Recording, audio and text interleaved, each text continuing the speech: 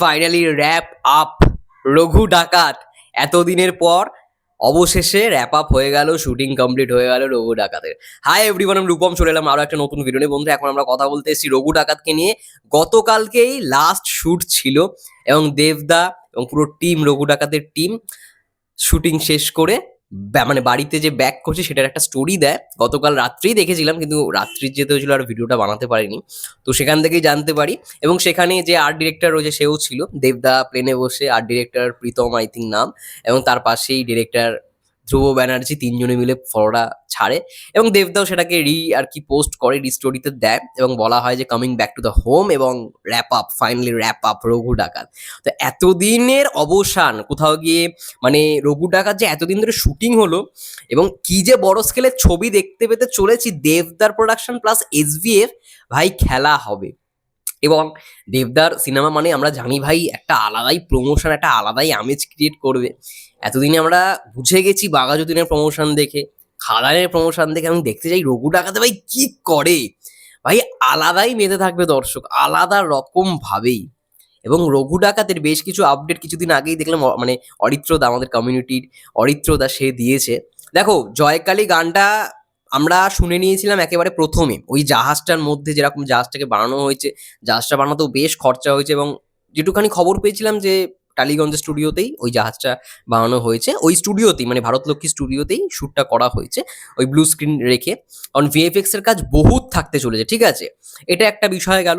Second, মানে আমরা এটা ভাবছি যে রঘু ডাকাতের মধ্যে অনির্বাণ ভট্টাচার্য একটা বিশেষ চরিত্রে থাকবে। প্রথম থেকে বলেছিলাম জমিদারের ক্যারেক্টারটা হয়তো প্লে করবে, বাট শোনা যাচ্ছে না, জমিদার বা পুলিশ অফিসার কোনোটাই নয়। তার ক্যারেক্টারটা একদম স্বল্প সময়ের জন্যই নাকি থাকবে, এবং সেখানে ওই বাঘাযতীনে যেমন দেবদার ওই মানে সাধু বাবার যেরকম লুকটা ছিল, সাদা চুল, ওরকম দাড়ি, ঠিক আছে, ঠিক মানে সেরকম কোনো একটা লুক থাকতে চলেছে। ভাই ভয়ঙ্কর, দেবদার তো লুক কিছুই না, দেবদার থেকেও ভয়ঙ্কর লুকে আসতে চলেছে অনির্বাণ ভট্টাচার্য, ঠিক আছে। এবং গোলন্দাজের পরে আবারও আমরা দেবদার সঙ্গে অনির্বাণ ভট্টাচার্যকে দেখতে পারবো একই সঙ্গে। আরশিনগরও ছিল, কিন্তু একসঙ্গে খুব ছিল। বাট গোলন্দাজে আমার ভালো লেগেছে দেবদেব এবং অনির্বাণ ভট্টাচার্যকে। এবং তারপরে আবার রঘু ডাকাতে এই একই পরিচালক, ধ্রুব ব্যানার্জির পরিচালনাতেই। তো দেখা যাক কেমন হয়। এবং রঘু ডাকাত কল্পনা করা যাচ্ছে, মানে এখন থেকে ধারণা করা যাচ্ছে যে এটার পার্ট 2 কিন্তু আসতে পারে, এবং সেইভাবেই অনির্বাণ ভট্টাচার্যকে রাখা হবে। অনির্বাণ ভট্টাচার্য ওই মানে স্বল্প সময়ের জন্য থাকবে রঘু ডাকাত পার্ট 1-এ। পার্ট 2-তে একটা বেশি সময় জুড়ে তাকে আমরা দেখতে পেতে চলেছি, ঠিক আছে। তো খুব ভালো খবর, রঘু ডাকাত অলরেডি শুটিং শেষ। আমি দেখলাম কিছুদিন আগে থাইল্যান্ডে দেবদা এবং ইদিকা পল গেছিল একটা গানের শুটিং এর জন্য, রোমান্টিক গানে। এবার এইখানেই কনফিউশন ভাই, রঘু ডাকাতের মতো সিনেমায় রোমান্টিক গান কিসের জন্য আসছে? মানে রোমান্টিক, মানে রঘু ডাকাত একটা হিস্টোরিক স্টোরি, বাট সেখানে ফিকশন অনেক ইউজ করা হবে। বাট আমার মনে হয় এটার সঙ্গে প্রেজেন্ট কিছু কানেকশন থাকবে। যদি রোমান্টিক গানই হয় তাহলে তো ভাই প্রেজেন্ট ঘটনা রাখতে হবে, কারণ রঘু ডাকাতের যেরকম কস্টিউম বা কি ধরনের গান হচ্ছে এটা খুব ম্যাটার করে। এবার সেই জায়গায় থাইল্যান্ডে গিয়ে রোমান্টিক গান, এটা একটা কেমন শোনায় না রঘু ডাকাতের মতো সিনেমায়। তো নিশ্চয়ই কিছু একটা ব্যাপার রয়েছে না, দেবদা বলে কথা। তো সেই জায়গায় দেখা যাক সেটা কি চমক থাকে আমাদের জন্য।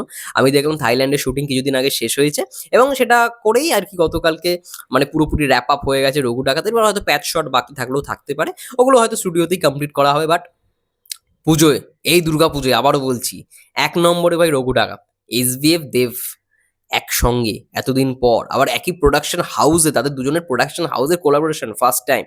ভাই মারাত্মক কিছু বম ব্লাস্ট হতে চলেছে। যাই হোক, এটাই ছিল মোটমাট রঘু ডাকাত নিয়ে আপডেট। তোমাদের কি মন্তব্য রঘু ডাকাত নিয়ে অবশ্যই কমেন্ট করে জানাও। ততক্ষণের জন্য সবাই ভালো থেকো, সুস্থ থেকো, টেক কেয়ার।